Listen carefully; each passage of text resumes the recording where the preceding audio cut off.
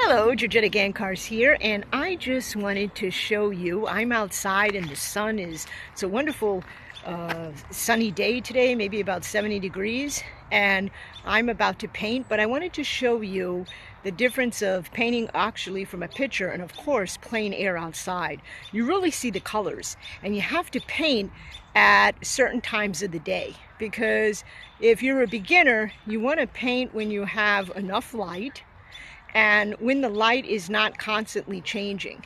If it's changing rapidly, and shadows are coming, so you have to get in the energy of all those shadows and how they're moving, and you have to record all of your colors.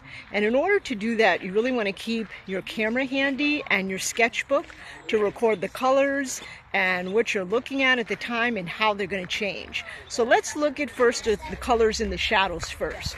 So we're going to go over here and we're going to look at some different color greens here. And I want to show you something. We have green and yellow if you go up close, right? We have green, yellow, and a little bit of white. Some of that is opaque. These greens down here are a little bit darker. They're almost like, you know, we're running into these sap color greens. But we can get all of these greens, these different colors of green, by using one color, the phthalo green. And I'm going to show you how to do that. So I want to show you some greens that are in the light. Let's move to the light now so we can see. So we have the colors drastically change. You can see behind me where the light is.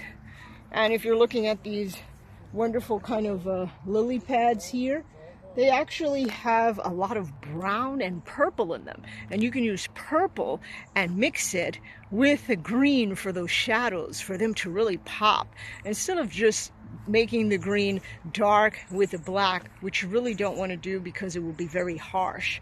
And look at those shadows over there. How we can have that as contrast as a brown shadow with some purple if we have this area where I'm pointing now as a yellow green.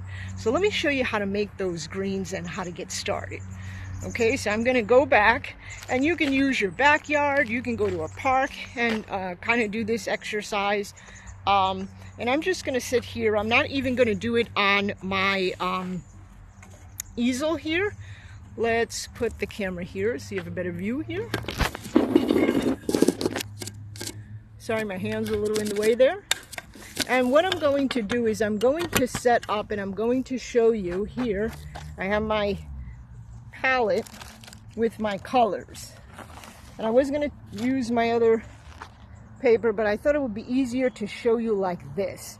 And I'm going to actually mix them in the sun so you can see the colors. So I didn't want to use my how I usually mix them. I want to mix them directly on the ground so you can see intense light on them. Okay, so let's start doing that now.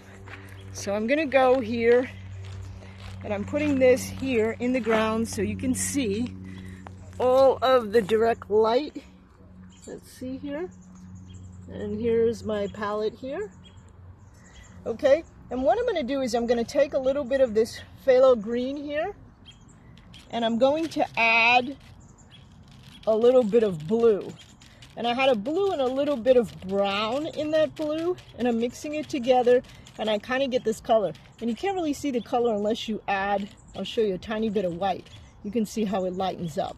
Okay, so I'm going to make this a little bit more greener. And I have this color. And what I'm going to do is then I'm going to add yellow to it. And I have this beautiful color. Okay, and then I'm going to move it over here. I'm going to add a little bit more yellow to it. And I have this color. Then I'm going to move that color over here. And I'm going to add a little bit of red to it. And a little bit more green. And I have this color. Okay, and you see how that looks like a beautiful brownish green? Then I'm going to move this over here. I'm going to add more yellow to it. Okay, and do you see how I have now all these different variations of green just from this blue and green mixing together with a little bit of red? And I can keep changing it. And I'm going to add a lot of yellow, and then I get this bright, really bright green. And then when you see these greens, you know, we have a shadow green, we have darker.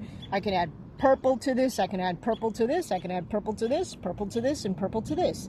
And it drastically changes the color. So it's also helpful to go up and look at, you see your palette here that you have, and then also identify it with the colors that you have surrounded. Say, where would I see this green here? You know, and if you were taking it to the lily pad here, you'd want to do the same, where you have these, you know, wonderful colors with the lily pad, and you kind of want to look and see what colors are there. So again, start with the main color where you have blues and some greens mixed together. Then you can add some yellows and some reds to make some beautiful browns and dark greens, and start painting like that. And I'm gonna do, I want you to try to do this. I did a whole thing. It's called my continuous palette. It's something I kind of developed and made for myself. But you can try it, and it's a way where you can get tons of greens. I've put on my YouTube channel when you're painting plein air. It's very helpful. And you just need your primary colors, which would be your blue, your yellow and red. And what you're going to do to that is you're going to kind of circle them around and remix them into each other. And then you'll be adding yellows to some, reds to some, blues to some, and to make them opaque, some whites for your impressionist painting. So I will see you later, and I will start the painting and start mixing your greens.